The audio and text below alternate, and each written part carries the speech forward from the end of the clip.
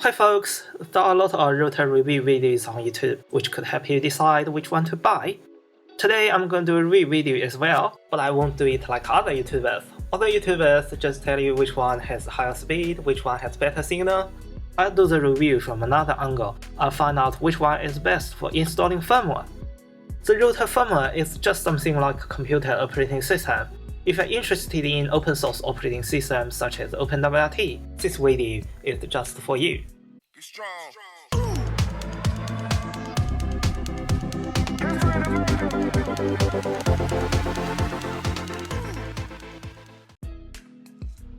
I have many routers, each one ships with the stock firmware.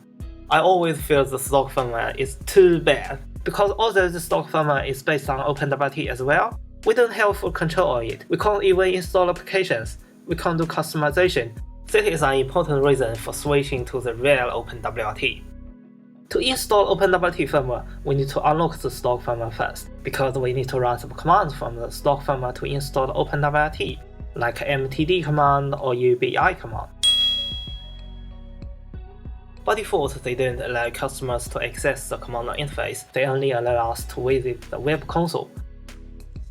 But don't peace out. At this moment, we need to take advantage of some vulnerabilities to unlock the command line interface. That's a little tricky, and different routers have different kinds of vulnerabilities. For example, you can access the AX3600's command line interface by just opening a few links, and that's it. But if you want to get into AX6, you gotta have another router to unlock it, which is much more complicated.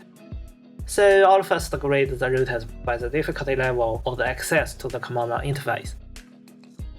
For AX6 and AX9000, the level is very difficult. You got to have another router for it, and you need to make sure it returns specific values. I'm pretty sure most people don't know how to do that. For firmware 4, 4A, 4C, 3G, and some other routers, you need to use this OpenWrt invasion script to unlock command line interface. Of course, you need to know how to run this Python script, so I'll give it a difficult level. For AC2100, AX3600, firmware 3, and firmware Mini, we can log into the command line interface by opening a few links. So the level should be medium. The easiest one is the firmware Nano. You can get into command line interface just by opening one single link. The level is easy.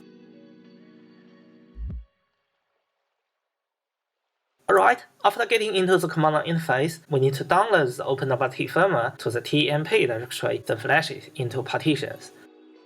As you may know, the flash chip of the routers have multiple partitions, and different routers have different partition layouts.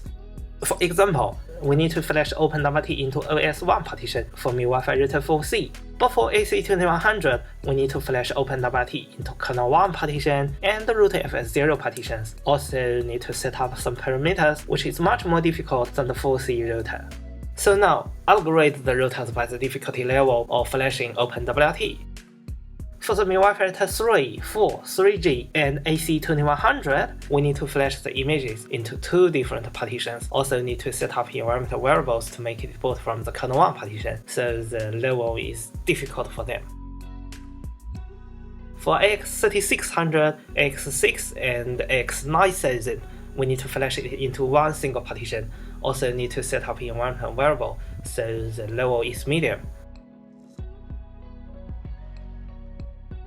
For firmware 4C and the Nano router, we just flash it into one single partition. No other things need to be configured. Just reboot, so it's easy. So as you can see, firmware Nano is the easiest to unlock command line interface, easiest to flash OpenWrt, and easiest to revert. Honestly, I like it very much because it's also very portable. But it's not suitable for daily use, because it doesn't support 5 GHz Wi-Fi at all. We can't have a high-speed wireless network without 5 GHz frequency. This makes it a low-performance device. What you want is an OpenWrt supported daily driver, right? 5G Wi-Fi is really necessary, and the price must be reasonable. So generally, the AC2100 is the best option from all Wi-Fi routers. AC2100 works with OpenWrt and Padawan and even Asus WRT. It supports both 2.4 GHz Wi-Fi and 5 GHz Wi-Fi. price is not expensive, signal is acceptable as well, just it doesn't support Wi-Fi 6. AX3600 supports Wi-Fi 6, but it still has memory leak issue, although I guess that will be fixed in the future, then it will be a better option than AC2100. So it really depends on your need to make the choice. But if you just want a cheap router which works with OpenWrt, go with firmware 4 or 4C, they are cheap enough. If you don't even know how to use Python to unlock command line interface, go with firmware Nano, but you can only find it on second-hand markets because it's a very old device, not on sale anymore. AX6 has a similar specification compared to AX3600, just it's more complicated to unlock it. AX9000 is the most expensive one, but it definitely worth the money. You can install an experimental version or OpenWrt on it as well.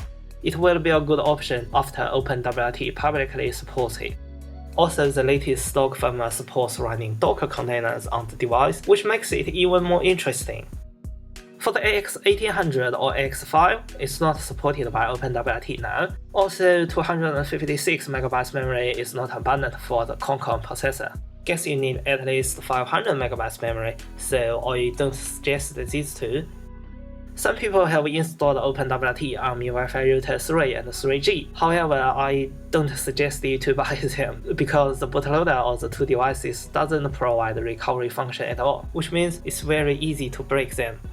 They are also old devices, don't worth to buy anymore, unless you need a USB port. Alright, that is all for this video. I hope it can help you a little bit, and wish you can buy the perfect OpenWrt router. See you next time, bye bye!